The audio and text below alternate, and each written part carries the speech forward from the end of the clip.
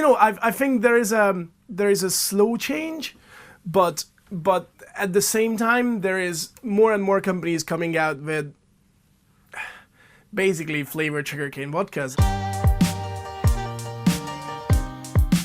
Can I ask that you make not only the one that you've just made, Yeah. But we'll make one with a spice rum, like the Bertrand Okay. Corbet. Okay. That's an interesting idea. I like so it. we'll do you've got 20, and then we'll do a 60 of that. 60 of that. And we'll just with the same exact spec, same Good everything, call. and we'll just challenge them out because obviously this is I've never seen anything quite like this. No, it looks absolutely interesting. It definitely looks, a class above spice rums that I've encountered. Yeah, and your recipe is absolutely amazing, but it's obviously an evolution of the original recipe. Yeah. So that's an interesting little historical sort of debate that rages on to this day. What is supposed to go into a Mai Tai? What should go into a Mai Tai? What goes best in it? Do you think people will always debate that, or they'll watch this video and then the debate will be finished? I don't know, because I'm not sure. Because I'm not sure that I have a finalized recipe. Because this keeps changing. The Paz got into it a few weeks ago when I first tasted it. I was like, oh, this is fantastic. Oh, I see. So effectively, would you say it's your grog base or your Mai Tai base keeps changing? Yeah, my Mai Tai base keeps changing, and it was the same. It was the same for Vic, really. So obviously he started with the Ray 17. Which is really a rum that was never meant to exist. Ray did rums up to 15 years, but due to the Second World War, they just they couldn't bottle it for an extra 2 years, and that's how Ray 17 came into existence in the first place. That's random. I didn't know that. I tasted some of the original Ray. Yeah. So the reason why it's so rare. Such rare history. The reason why it was so rare is because it was not a rum that was ever meant to exist. So then after he exhausted his supply of that, he went over the 15-year.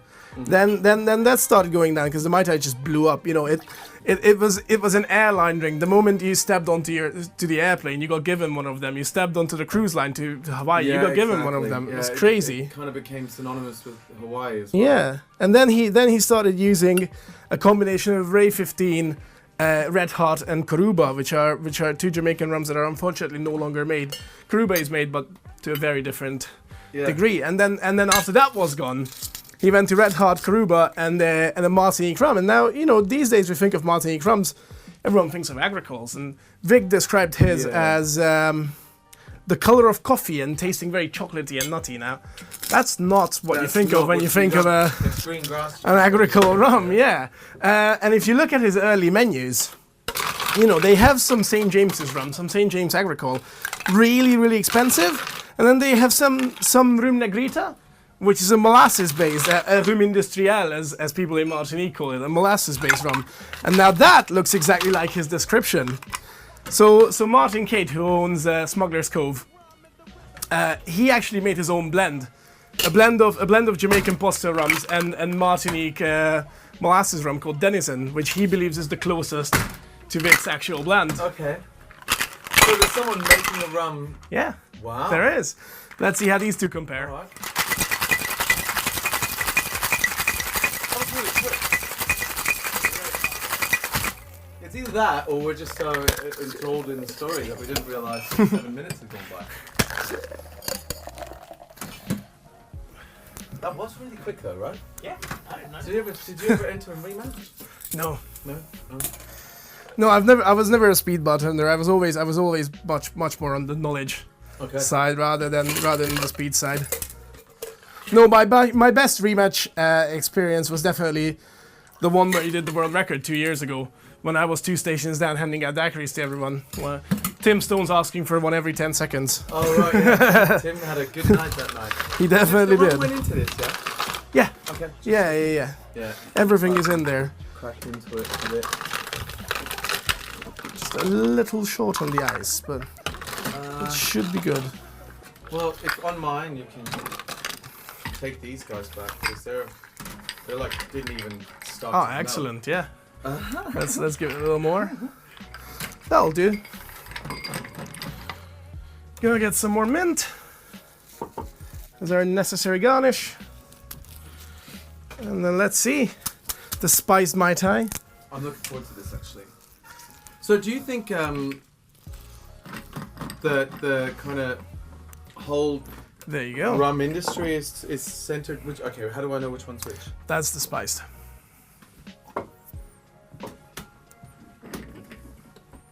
I mean, if you ask me, that's the spiced.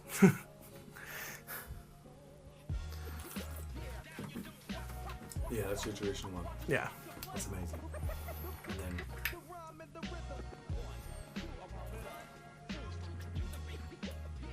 it's pretty good, man. Yeah, let's see. It brings out. I mean, it's a fantastic base. Anyway. It's a fantastic product. It brings out loads of nuttiness and spiciness and It everything. most definitely does. Yeah, the nutmeg is really apparent. That is really, really good. It's really good. Yeah. Like, I'm not gonna lie, that is a banging drink. No, the problem is it's like you can't get, that's limited edition. Yeah, And you know it's what? Once they cleaned out the pot stills from the spices, they're never going to do it again. Yeah, of course.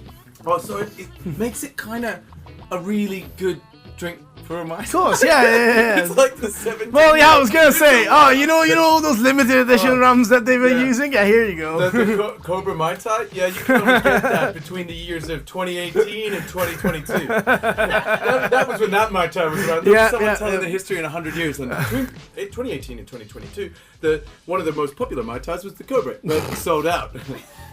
Unfortunately, they ran out of everything. Legend says it started with just a YouTube episode and some little... Quickly, like, insider information, go out and buy as many bottles as you possibly can. It tastes too good to be true. What's YouTube, mummy? Fuck, that's good. It's really tasty. That's good. So, a question I was going to ask you. Right? Now, I used to sell... Obviously, I worked in a tiki bar. Yeah. And my idea of, like, myself and Rich and Joe Wood and a few other, like, absolute legends worked in this bar. And my idea of tiki was that it was about escapism, you know, like... Of course, It was just taking people to a different, like, place. But it kind of, some of the people that come in just thought tiki was really strong rum drinks getting wasted. You know, and, like, pineapple shirts or whatever. Yeah, of course. Well, I mean, you know, this is, I think, it's all down to how tiki has changed in its original first sort of wave, you know, between the 30s when Don started up his very exclusive little restaurant, you know, 20, 30 seatings, chock full of the Hollywood elites. Yeah. And, you know, tiki was very much inaccessible, you know, it was very much a high-class thing. And then it became huge, you know, everyone... Everyone started copying it, and you know it became accessible, became popular. But everything that becomes popular will sooner or later sort of not start losing quality, but become a bit you more know, commercial. everything gets a bit more commercial, and then tiki started sweeping all of the US. You know, you had tiki palaces. In fact, you have to this day fantastic tiki locations in Ohio. You know, Cleveland is synonymous with the tropics. When you think of the tropics, you definitely think of Cleveland. You know. Yeah. But you had tiki trailer parks, and you had Disneyland, Enchanted Tiki Room. You know you're part of the American everyday life when you're in Disneyland. Yeah, exactly. It's literally Disneyland has a version of tiki. Like, Yeah. There's a Disneyland tiki. Of course. Yeah. So- do you think it's come full circle with things like Lucky Kane and stuff? Well, I think after the revival in the 90s, thanks to people like Beach Bomberry and Martin Kate and you know, for a little closer to us, people like Scotty from Dirty Dick, Yeah, who have made Dick's it. is They've made it sort of cool again. You know, Yeah. it's definitely not as exclusive as it used to be, but it's cool again, and they're taking it forward, and they're making new things, and they're making interesting things.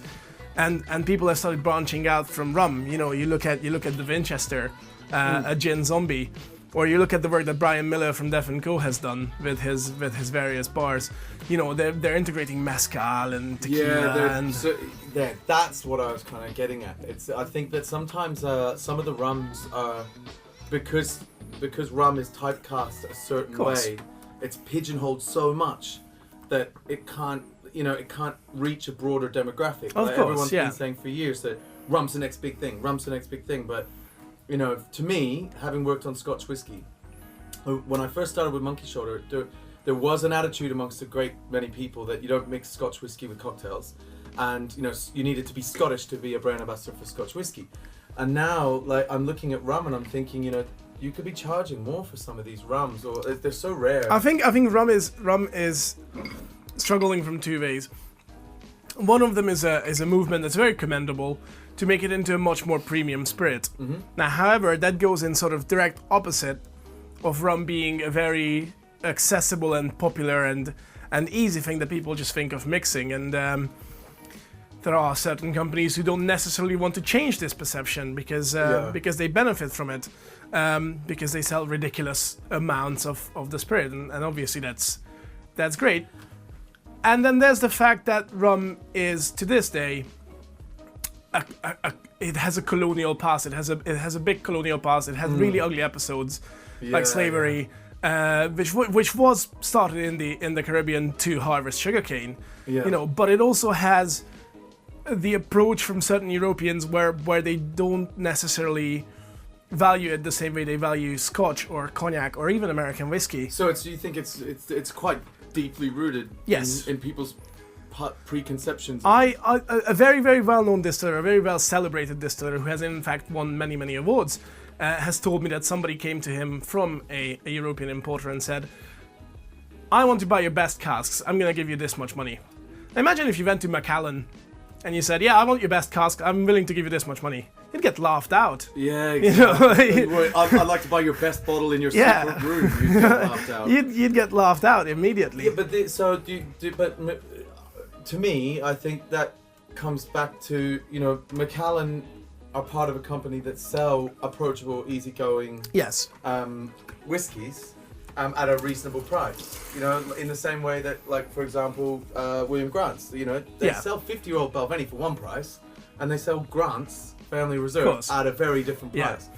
So to me, I think if all of Scotland only ever sold Scotch whisky by only going to old men's Scottish pubs, wearing kilts, and doing the same thing across all of their whiskies, it would make it difficult to charge the 50-year-old price. So have you seen any great examples of people that you think are kind of starting to break that boundary and aim at luxury, kind of crack into that? I think there are. Yeah, I think there are definitely some really, really positive movements. Luca Gargano from Velier and Richard Seal from Foscar, obviously, Luca and Richard, they're massive advocates for the premiumization of certain rums, and there have been really positive responses from bigger companies as well.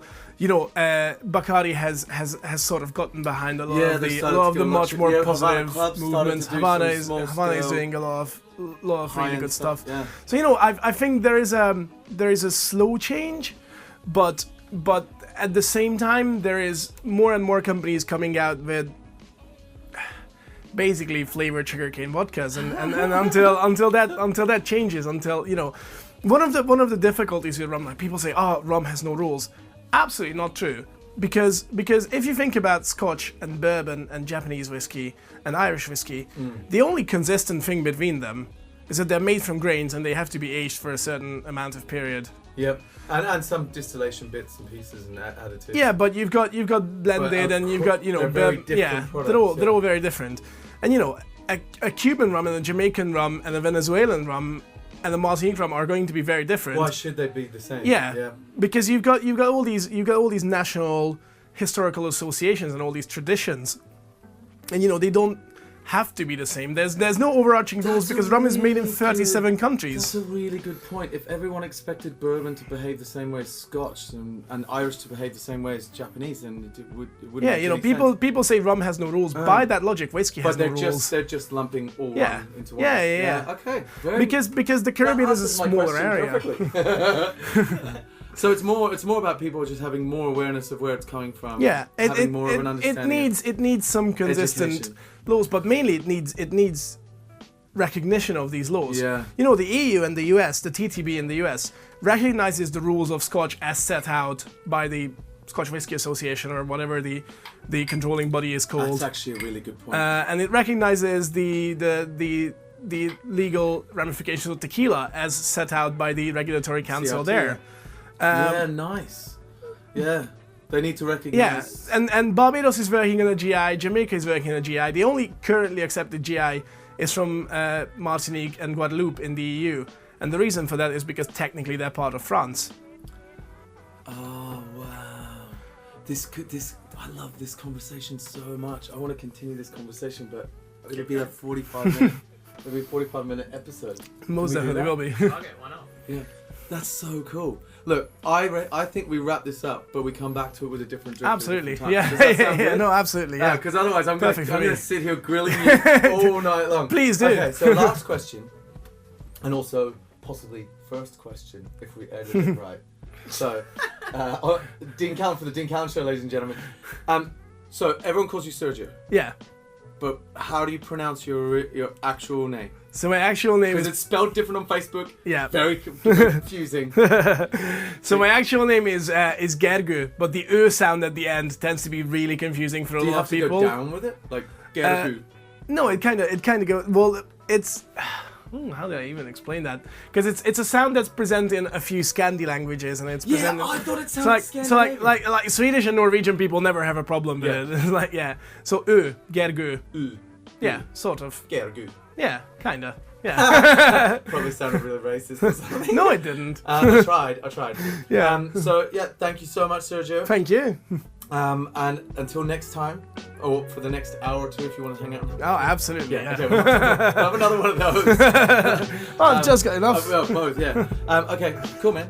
Cheers. Thank you. We're done there for now. Until episode 3.